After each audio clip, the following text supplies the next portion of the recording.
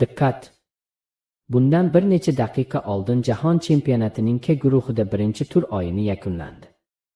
Cristiano Ronaldo boshliq Portugaliya terma jamoasi Kongo bilan 1-1 hisobida durang o'ynadi. Portugaliya gol urib, hisobda oldinga chiqib olgan bo'lsa-da, g'alabani ushlab qola olmadi. Bu qanday sodir bo'ldi?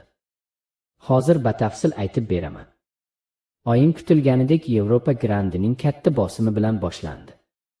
Tezkor hujumlar natijasida birinchi bo'lib Portugaliya terma jamoasi hisobni ochdi va 1-0 oldinga chiqib oldi.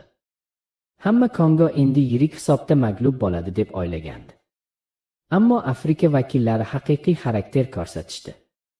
Ular himoyada tartibli o'ynab, qarshi hujumga o'tishdi va Portugaliya darvozasini ishg'ol qilib, hisobni 1-1 ko'rinishiga keltirishdi. O'yinning so'nggi daqiqalari dahshatli kechdi. Portugaliya g'alaba golini urish uchun bor kuchi bilan hujum qildi, lekin Kongo himoyasi bardosh berdi. Ochkolar bo'lishildi.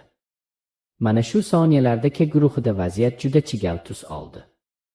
Sizningcha, Portugaliyaning g'alabani qo'ldan boy berishiga kim aybdor? Ronaldo keyingi turda jamoani qutqara oladimi? Fikringizni hoziroq izohlarda qoldiring. Videoga like bosishni unutmang.